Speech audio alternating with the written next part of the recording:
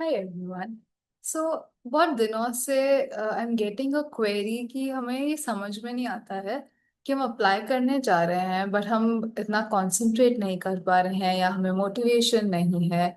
C I just want to से कि सबकी लाइफ में ये फेज आता है। जब मुझे अप्लाई करना था या अब जब मुझे और आगे जाके अप्लाई करना है या कुछ और करना है तो I am also going through and I have been through the same phase.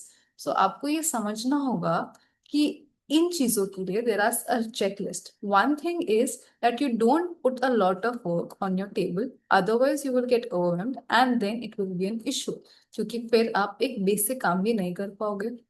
आप 40 नहीं कर सकते, 50 नहीं कर सकते, एक करो, दो करो, उससे स्टार्ट करो। अदरवाइज अगर हम बिगर पिक्चर पे एक साथ ही जंप कर जाएंगे तो हम स्मॉलर स्टेप्स को भी एम्ब्रेस नहीं कर पाएंगे।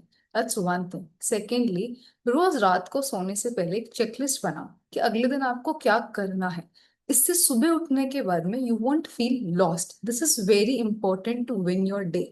Third thing is find someone who is also accountable for you, who can help you and be as a mentor for you.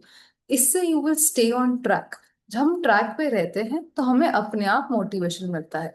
अगर बाहर जाके हम मोटिवेशन ढूंढना स्टार्ट करेंगे, बहुत मुश्किल हो जाएगा हर रोज एक नया मोटिवेशन का सोर्स ढूंढना। अगर हम इंटरनली मोटिवेटेड होंगे, things will be far better, easier and faster in the long term. And you have to also embrace the fact कि सबके लाइफ में एक पॉइंट आता है where they are feeling stuck, not able to progress. तो उसमें अगर ज्यादा ध्यान देने की बजाय हम सिर्फ दिन को विन करने की कोशिश करें, स्मॉलर स्टेप्स लें। हमेशा 1 घंटे का ही टाइमर, 1 घंटे का जीते हैं या फिर सिर्फ 25 मिनट का टाइमर लगाओ। 25 minute is a magic number for timers. Use this. इस आइडिया को यूज करके अगर आप काम करना स्टार्ट करो, यू विल सी कि 1 दिन से 2 दिन, 2 से 1 हफ्ता, 1 हफ्ते से 2 हफ्ता, 1 महीना, this will be a loop of you increasing your productivity.